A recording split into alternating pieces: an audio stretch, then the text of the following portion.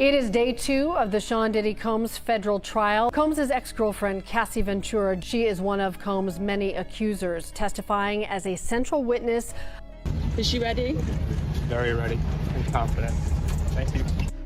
Among other things, the singer is expected to address the 2016 video of Combs attacking her in a hotel when she was his girlfriend. He was the undisputed king of hip-hop, a self-made mogul who built an empire on swagger and success. For decades, Sean Diddy Combs cultivated an image of power, influence, and untouchable cool. But on day 2 of a high-stakes federal trial, that carefully constructed world didn't just face scrutiny, it allegedly began to crumble, piece by piece, right there in the courtroom. This wasn't just another headline, it was a front row seat to a narrative collapsing under the weight of years of alleged secrets, all brought to light by the woman who allegedly lived through it. When she walked in there, Rachel, she had on a brown dress, form-fitting, visibly pregnant, head held high, and did not make any eye contact with the defendant, with Sean Combs. He said that Sean Combs directed everything from what she had on, to the lighting in the room, to how she was supposed to interact with the person that she was having sex with. And again, just to reiterate what is a freak-off,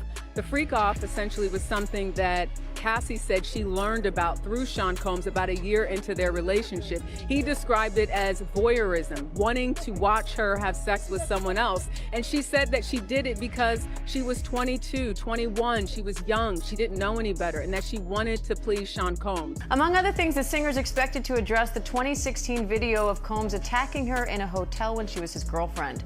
Combs has pleaded not guilty. His attorneys argue the video is evidence of jealousy, not sex trafficking. And now for the first time, jurors are hearing what Cassie has to say about that and other aspects of their 10-year relationship. The air in the courtroom was thick with anticipation when Cassie Ventura arrived. She walked in, visibly pregnant, wearing a brown form-fitting dress, head held high. Every eye was on her, but her gaze reportedly remained fixed forward. She made no eye contact with the defense table. The contrast with the defendant was immediate and stark. Diddy, surrounded by his high-priced legal team, reportedly walked in looking every bit the billionaire mogul, confident, nodding, even occasionally smiling as if heading to a routine business meeting. That outward confidence, however, reportedly didn't last. Within the first 30 minutes of Cassie beginning her testimony, something reportedly shifted dramatically. Witnesses described Diddy's face turning pale. The swagger reportedly disappeared. The easy confidence evaporated. The calm, polished mask he presented to the world reportedly started showing undeniable cracks. The man who once commanded rooms and controlled empires was reportedly unable to control his own visible reactions as his ex-girlfriend began to speak her truth. The power dynamic in that room had, in an instant, allegedly flipped completely. And at some point in time, she actually had said that she looked forward to the freak-offs. Why did Cassie express looking forward to these said freak-offs? When the prosecution asked her, was there ever a time that you enjoyed the freak-offs? This is when Cassie got choked up and she said, I did, but only because I got to spend one-on-one time with Combs, and I really did love him. And that is speaking to the psychological abuse in addition to the physical abuse that she potentially experienced. Yet, she's definitely laying out someone who was young, who was influenced by wanting to have this record career. She signed a 10-album deal with Bad Boy Entertainment, led by Sean Combs, and basically describes being enamored by Sean Combs, loving him, not knowing about certain things sexually, and him sort of telling her, teaching her about that. And what you hear is someone that was young and she even said, you know. Cassie's testimony reportedly built slowly, methodically detailing layers of alleged control that went far beyond the public eye. She didn't immediately dive into the most graphic allegations. Instead, she painted a chilling picture of dominance that allegedly permeated every aspect of her life. She reportedly testified about how Diddy allegedly demanded to know her whereabouts at all times, showing up unexpectedly if she was with friends. The control allegedly extended to her career. She claimed he would allegedly threaten to derail her music if she didn't comply with his demands, even allegedly sabotaging collaborations with other artists if he felt threatened by their connection to her. The level of alleged surveillance reportedly intensified, reaching a peak when she claimed he allegedly installed tracking software on her phone. Imagine this, allegedly receiving a call from him just minutes after arriving somewhere. proof that he knew exactly where she was, unable to escape his monitoring. This constant surveillance allegedly became a tool for further isolation. She reportedly testified that he gradually cut her off from friends, particularly those who might plant the idea of leaving in her mind. One by one, her support system allegedly dwindled until, as she reportedly described, he was allegedly all she had. As Cassie detailed this alleged calculated dismantling of her independence, court observers reportedly noted Diddy becoming increasingly agitated, fidgeting, whispering loudly to his lawyers, his inability to control his physical reactions starkly visible to the jury. I was young, I was naive, I didn't know any better, but she's really telling the story of someone who thought she was going to be with someone in this music industry that was going to help her career, that cared about her, but quickly learned after the freak-offs that wasn't the case. And what I thought was also interesting is she said that after that first freak-off, she said she felt dirty. She didn't want to do it. And when she brought up the idea of having a conversation about the freak-offs in an email, which the jurors saw, she said she backpedaled in the email because Combs responded by saying, "I know, you don't want to do it." And she said, "Oh no, well, it's not that." But that was the beginning. That was in 2010, where she brings up in an email that she wanted to have a conversation about this. And in her words, she didn't want to do it, but she felt like she had to do it. Well, Diane, prosecutors have wasted. The testimony then reportedly turned to a deeply disturbing topic, the alleged freak-offs. Cassie reportedly explained that she learned about these roughly a year into their relationship. She described them as involving voyeurism, stating that Diddy allegedly wanted to watch her have sex with someone else. This wasn't a one-time event. She reportedly testified that they happened so frequently, it eventually became like a job for her to set them up, sometimes allegedly involving hired escorts who performed under Diddy's alleged direction. This was a deeply uncomfortable detail for everyone in the courtroom, but the emotional weight landed heaviest when the prosecution reportedly asked if she ever enjoyed them. This question reportedly caused Cassie to choke up, tears reportedly welling up as she offered a heartbreaking explanation. She reportedly testified that she did, but only because it meant she got to spend one-on-one time with Diddy, and she truly loved him. This testimony reportedly spoke volumes about the alleged psychological abuse she endured, blurring the lines between alleged coercion and a desperate craving for connection within a manipulative dynamic. She reportedly stated she was young, naive, didn't know any better, and wanted to please him. She reportedly testified that after the first alleged freak-off, she felt dirty and didn't want to participate, but she reportedly felt she had to, fearing alleged retaliation or blackmail if she refused. She reportedly described trying to address the issue in an email back in 2010, which the jury reportedly saw, but reportedly backed down when Diddy reacted negatively, allegedly saying he knew she didn't want to do it, to which she reportedly felt compelled to respond, "Oh no, well, it's not that." This demonstrated the alleged long history of this dynamic and her reported feeling of being trapped. No time, getting right into the alleged abuse that Cassie Ventura says she endured for years. Ventura telling jurors, quote, "He would bash my head, knock me over, drag me, kick me, stomp me in the head when I was down." She also got into the nature of those so-called freak-offs, saying that they involved hiring an escort and they performed under the direction of Combs, saying that they happened so frequently it eventually became a job for her to set them up. Ventura said she did not feel she had much of a choice but to participate, that she feared that Combs would retaliate or potentially blackmail her if she did not. And she's had at times to take, she's taken deep breaths, pausing her testimony, Combs appearing to be listening pretty. The courtroom atmosphere grew heavy, the air thick with tension, as Cassie reportedly moved into allegations of physical abuse that allegedly took place over the years. Her voice reportedly remained steady, but the words she spoke painted a horrifying picture. She reportedly testified about incidents where Diddy would allegedly bash my head, knock me over, drag me, kick me, stomp me in the head when I was down. These were graphic, brutal descriptions of alleged violence. She reportedly detailed being allegedly thrown against walls during arguments and described an incident where she claims he allegedly pushed her down a flight of stairs at a rental house in Miami. But the most chilling testimony reportedly came when she described multiple occasions where Diddy allegedly choked her. She reportedly testified that he would allegedly choke her until she nearly lost consciousness, only stopping when her body would reportedly go limp. The impact of these specific allegations on the jury was reportedly undeniable. Several jurors reportedly reacted visibly, some seen wiping away tears, others reportedly unable unable to maintain eye contact with Diddy after hearing the graphic details. Even the most seasoned courtroom reporters reportedly admitted they were unprepared for the sheer level of alleged brutality and the frequency of the incidents Cassie reportedly described. The weight of these alleged accounts settled over the courtroom, but the most anticipated, previously unknown bombshell was still to come. Cassie's relationship with Diddy. Some of those details we've seen in prior lawsuits, but to hear her on the stand actually giving those details, reliving those moments herself. Also, you have to remember, she's very pregnant right now. So I'm gonna be curious to see how long she makes it on the stand, how she's emotionally able to weather all of these questions. And what's going to be interesting to watch is, you know, the defense from the very start in their opening statement said that she chose to be there. So I'm going to be curious to see how she responds to questions about, was this her choice or did she feel like she had to do all of these things? I think what made Cassie emotional is having to describe the details of the freak-off and why she did it.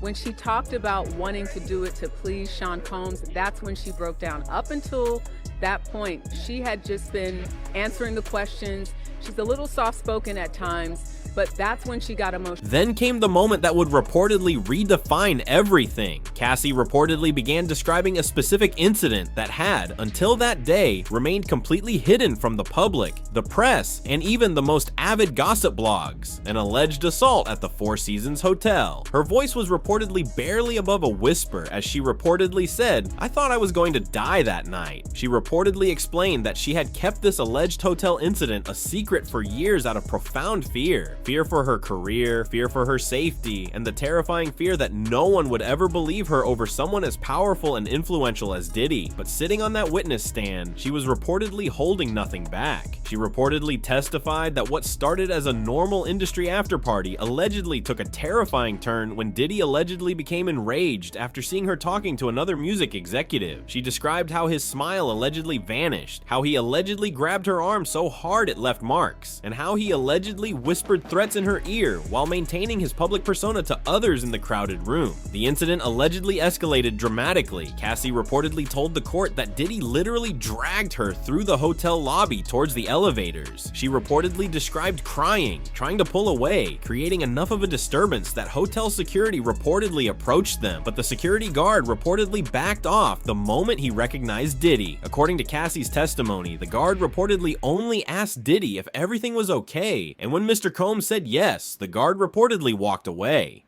"He didn't even ask me if I was okay," Cassie reportedly testified, a detail that highlighted the alleged power imbalance and the chilling ease with which her alleged distress was reportedly dismissed. The incident reportedly continued inside the hotel room. Cassie reportedly described Diddy allegedly throwing a champagne bottle at her head, which reportedly missed her by inches and shattered against the wall. She reportedly testified that he allegedly destroyed the hotel room in a rage, breaking a lamp, flipping a table, and punching a hole in the bathroom door. Perhaps most disturbing of all, she claimed he allegedly prevented her from leaving the room for over 4 hours, taking her phone and allegedly threatening consequences if she tried to call for help. This was a story nobody knew, a hidden chapter of alleged violence that landed with immense force in the silent courtroom. When she had to answer the question about if she enjoyed it, that's when she broke down, because she said, "I enjoyed being with Sean Combs." And she says, "I did it because it made him happy." What did the expressions of the jurors look like? The jurors are laser focused on what Cassie has to say, and that's to be expected, right? Because she is the person who will likely be on the stand, according to attorneys, for 2, maybe 3 days. She's the one that was in a relationship with Sean Combs for over 10 years. So she's got a lot to say, and she's just getting started. Just how important is Cassie's testimony to the prosecution? I think it really connects the dots, Rachel. When you look at that initial indictment and what's being alleged, she really is the person that has probably the most information about this idea that the prosecution says, which is creating a criminal enterprise for Sean Combs' sexual desires. Something else that the jurors saw today that sort of connects it back to this alleged criminal enterprise are 7 photos of people that were very close to Sean Combs, one even his former chief of staff. And these were all people that Cassie Ventura was able to name and explain the functions in terms of what they did: security, driver, chief of staff, someone that handled financials. So It's showing that she knew some of these people, again, because she was with him, around him for so long. I thought I was going to die that night, Cassie said, her voice barely... As the details of the alleged hotel incident settled, Cassie reportedly presented the concrete evidence she had reportedly preserved for years. She reportedly pulled out her phone and handed it to her attorney. Then, a series of images were reportedly projected onto screens for the entire court to see. These weren't polished professional photos. They were reportedly shaky, clearly taken in a bathroom mirror, raw, unflinching images that somehow made them even more disturbing. They reportedly showed bruises on her arms, a split lip, and redness around her neck. Cassie reportedly explained she took them because she was allegedly afraid nobody would believe her otherwise. Diddy's legal team reportedly erupted, launching a barrage of objections, trying desperately to keep these alleged photos from the jury. They reportedly argued the photos weren't authenticated, that they could be from anything, and that they weren't properly submitted during discovery. But the judge reportedly denied every objection, ruling the alleged photos admissible and allowing the jury to see the alleged injuries for themselves. The jury's reaction reportedly spoke volumes. One female juror reportedly physically covered her mouth in shock. Two male jurors reportedly turned their heads away, and a juror in the back reportedly wrote frantically, her hand visibly shaking. But the alleged photos were just the beginning of the physical evidence. Next came the alleged text messages. Screenshots reportedly displayed on the screens included messages allegedly from Diddy himself. These allegedly showed him appearing to acknowledge incidents, with messages like, "I'm sorry about last night. You know how I get when I drink. It won't happen again." Another message allegedly read, "Whatever you need to make this right, just name it. New car, new apartment, whatever you want." A third series reportedly detailed what appeared to be attempts to allegedly keep incidents quiet through financial offers, discussing a clean break for $2 million in exchange for her silence about the past 5 years. As these alleged messages were read aloud, something telling reportedly happened in the gallery behind Diddy. Several people who had arrived with him that morning, members of his entourage, reportedly began quietly getting up and leaving the courtroom, one by one, unable to reportedly continue sitting there as the alleged evidence mounted. By the time this section of testimony ended, Diddy was reportedly sitting almost alone at the defense table, his visible show of support reportedly evaporating under the weight of the alleged proof. The defense is going to say is that this wasn't blackmail, this was not coercion, this was consensual. We know that Cassie started out with Sean Combs as an early person, with someone who is trying to get her career started, and he was going to help her. That's what the defense is going to say, that she was starting out and wanted someone to support her. They did their first record deal together. That's something I think the defense is going to focus on, and had it not been for Sean Combs, she wouldn't be where she is right now. The prosecution obviously is saying he was in control. It may have started out as a consensual. It may have started out with her being excited about seeing him, but ultimately he took control of that relationship. He took control of her career. This is their key witness, and she's on that stand trying to explain all of the charges that the prosecution wants to hit home with that jury. No, there was a moment early on when Cassie mentioned Dallas Austin, who she called a friend, who's a producer. So I don't know if that's someone that we're going to hear from.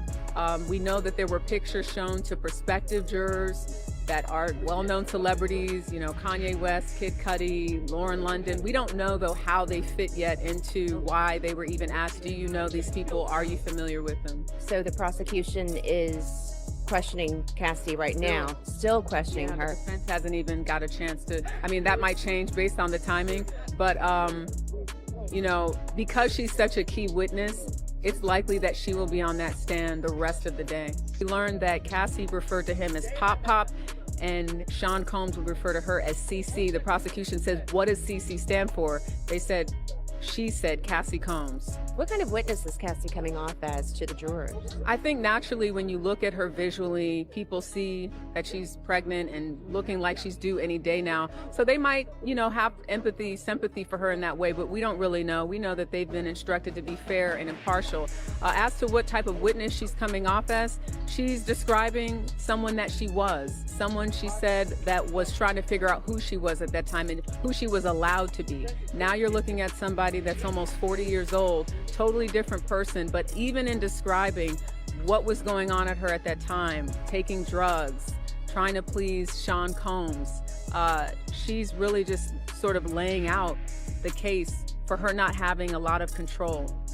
So I think that's the takeaway. This is someone who is making it very clear that at that particular time in her life, she says she did not have any control really over what she wore, what she did, who she was having sex with. She's a different person now, but I think when she talks about those details and even reflecting on them for herself, as we saw today, she broke down on that courtroom. Just when it seemed the courtroom had absorbed every shock, Cassie reportedly dropped another bombshell nobody saw coming, especially not Diddy. She reportedly revealed she had evidence from outside sources, text messages from other celebrities. According to court transcripts, these weren't just random industry figures. They were allegedly some of Diddy's closest friends and business associates, people who had allegedly been in his inner circle for years, who had allegedly seen things at private parties and backstage events the public never knew about. Diddy's face reportedly showed pure shock, reportedly looking physically ill as Cassie reportedly mentioned these alleged celebrity witnesses. His legal team reportedly immediately jumped up, objecting loudly, demanding a sidebar. They reportedly argued these messages were hearsay, irrelevant, not properly submitted, but after reviewing them in private, the judge reportedly overruled all objections, reportedly calling the alleged messages highly relevant and allowing them into evidence. That decision alone reportedly caused Diddy to put his head in his hands. He reportedly knew what was coming. One by one, alleged messages from famous names reportedly appeared on the courtroom screens. A major rapper allegedly texted Cassie after a Grammy after party, "You okay? What I saw tonight wasn't right. You can stay at my place if you need to." A female pop star allegedly wrote, "I've known him for 15 years, and I've never seen him act like that with anyone else. This isn't normal. Please call me." The most damaging were allegedly messages from a longtime producer who had allegedly worked with Diddy for decades, reportedly texting Cassie after allegedly witnessing an incident at a studio. "I can't be around this anymore. I told him to get help. Call me when you're safe." These alleged messages completely shredded the public narrative Diddy's team had reportedly maintained, that no one had ever witnessed inappropriate behavior. Now, alleged proof showed people had witnessed incidents, were concerned, and had reportedly reached out to help Cassie. And then,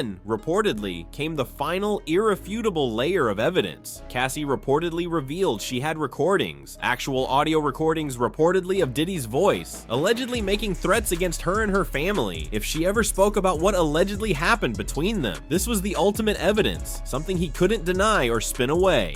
As day 2 wrapped up, the courtroom reportedly felt electric with the weight of what had just transpired. The man who walked in as music's untouchable king reportedly left looking profoundly defeated. His security team and high-priced lawyers reportedly couldn't protect him from the devastating impact of Cassie Ventura's testimony. Alleged photos, alleged emails, alleged texts from Diddy himself, alleged texts from his own inner circle of celebrity friends, and reported audio recordings of alleged threats. The sheer volume and nature of the alleged evidence reportedly painted a picture nobody in that courtroom could ignore or unsee. Cassie Ventura didn't just share her story today. She reportedly presented a narrative backed by alleged proof that could potentially rewrite Sean Diddy Combs' entire legacy. The question isn't just whether he can navigate the legal battles ahead anymore. It's whether his carefully constructed image and the empire built upon it can ever recover from the alleged truth that reportedly emerged under oath in that courtroom.